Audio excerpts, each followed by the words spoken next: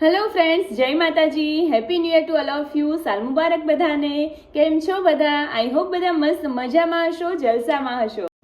Friends, ઘણા ટાઈમથી મારા વ્લોગ નહોતા આવતા, રેગ્યુલર ટાઈમ જ નહોતો મળતો, કેમ કે એક પછી એક ફેસ્ટિવલ્સ ચાલુ હતા, પછી છોકરાઓને એક્ઝામ આવી ગઈ અને પછી વેકેશન સ્ટાર્ટ થઈ ગયું દિવાળીનું. અને વેકેશનમાં તો તમને ખબર જ છે કે બહાર જવાનું ચાલતું જ હોય. તો બહારથી બસ જસ્ટ કાલે આવ્યા જ છીએ અને આજે મેં કીધું કામકાજ તો થયા કરશે. અને બહારથી આવી એટલે ખબર જ છે કે કપડાં વોશ કરવા, ઘરની સાફ સફાઈ એ બધું ચાલ્યા જ કરતું હોય છે. બટ મેં કીધું ચલો આજથી રેગ્યુલર રૂટીનમાં આવવાની કોશિશ થોડી ઘણી કરીએ અને વ્લોગ સ્ટાર્ટ કરી દઉં. તો સૌથી પહેલાં મારા વ્લોગની શરૂઆતમાં તમને કિચન અને રસોઈ જ જોવા મળશે, કેમ કે હું એક્સ્ટ્રા કામ કરતી હોઉં ત્યારે પહેલાં રસોઈ જ બનાવી લઉં છું અને પછી જ બીજું કામ કરું છું. કેમ કે છોકરાઓ સ્કૂલેથી આવી જાય તો જમવાનું રેડી હોય તો પહેલાં એ જમી લે, પછી આપણું કામ તો થયા કરશે આખો દિવસ. તો બને રહેજો વ્લોગમાં એન્ડ સુધી. મેં એન્ટ્રી કરી લીધી છે મારા કિચનમાં, મોમ્સ કિચનમાં. ઘણા બધા દિવસે આજે હું મારા ફેવરેટ કિચનમાં જમવાનું બનાવીશ. બહારથી આવીએ એટલે થોડા દિવસ તો સિમ્પલ, સાદું, સરળ ભોજન જ બનતું હોય. દાળ ભાત, શાક રોટલી, ખીચડી કઢી.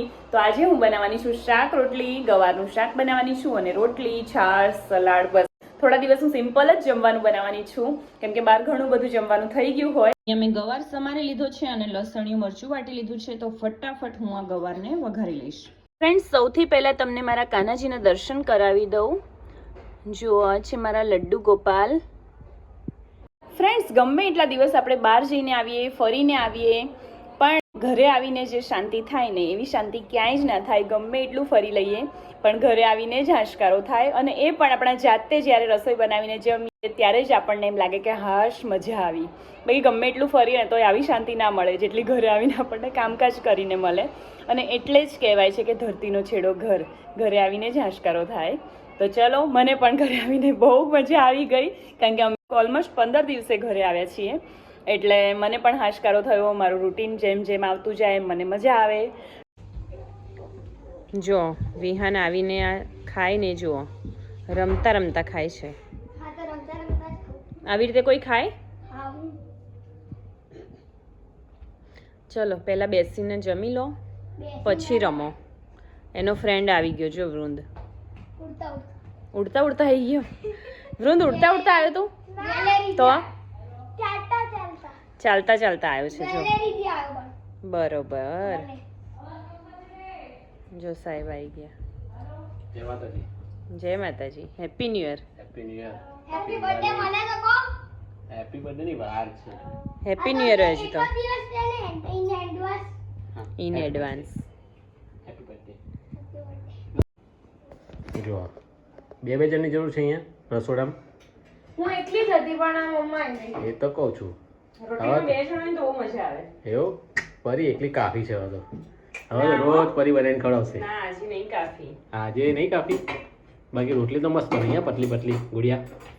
મારા જેમ વણીને પણ હજી તારા જેમ નહીં, પતલી નહીં. તારા જેમ ઉલટું સાઈઝમાં, તારા જેમ ઉલટું, બાકી બધા અમારા જેમ. બાકી તારા જેવું. તો રોટલી તો ખાલી પતલી હોવી જોઈએ અને વ્હાઈટ હોવી જોઈએ, તો વ્હાઈટ મારા જેમ છે. વેઇટ કરી ભાઈ, હું નહીં ખાલી સાઈઝમાં હું કહું છું. સાઈઝ શું કરો? બોડીની સાઈઝ મારી વાત કરો. તારી ભાઈ ગણી લેવાય વાંધો ને, આમ તો સરખા જ છો ને. આપણે આખા ઘરમાં પતલું વ્યક્તિ ખાલી કોણ? એક વિહાન જ છે બિચારો.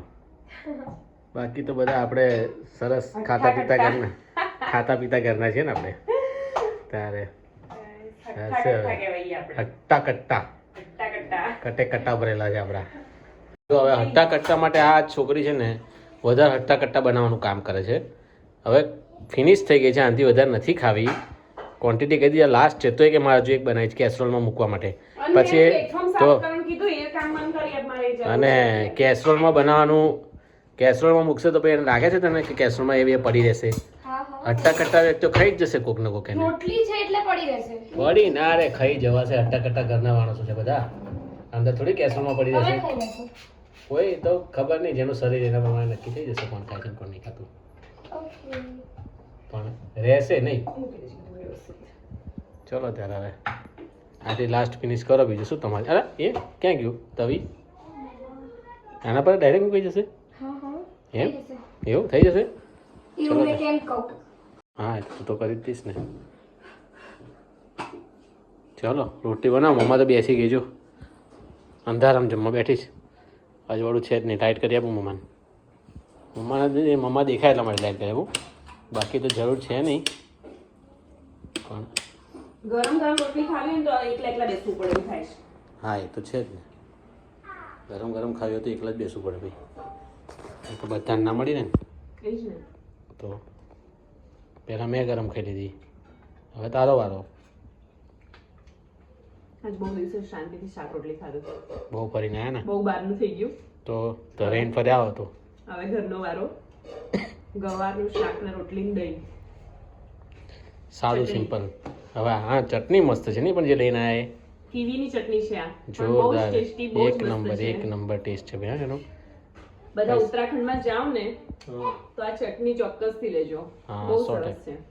ઉત્તરાખંડમાં અમે જ્યાંથી લીધી હતી ને એ જગ્યાનું નામ ભાલુગઢ વોટરફોલ પાસે છે. મુક્તેશ્વરમાં. હા મુક્તેશ્વરમાં. બહુ મસ્ત જગ્યા છે, બહુ મસ્ત જગ્યાએ મસ્ત છે. ફરવાની મજા આવશે તમને ત્યાં.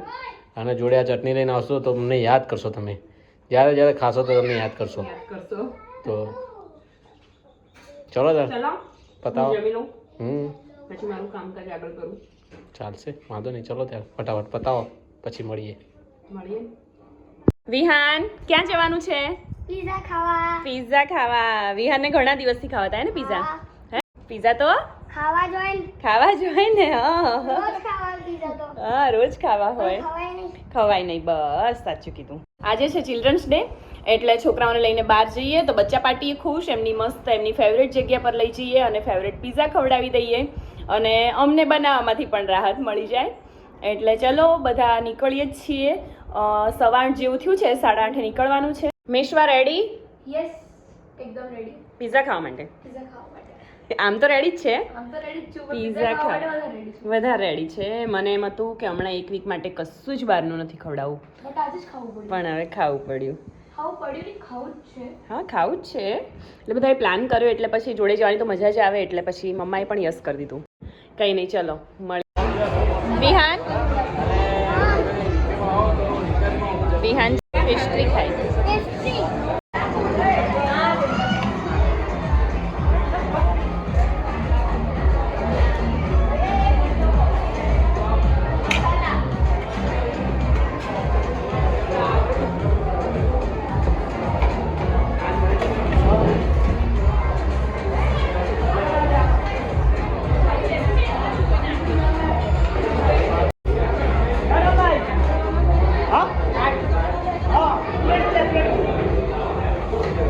फिर तुम लोग बोल रहे हो ये दाढ़ी क्यों होती है? नहीं नहीं ऐसा नहीं है. ये ना मैंने सबके लिए लिया है. गलत इन्फॉर्मेशन दे रहे हैं. इसके रवाड़े मत चाहिए. एक नंबर नहीं चुठाड़ी.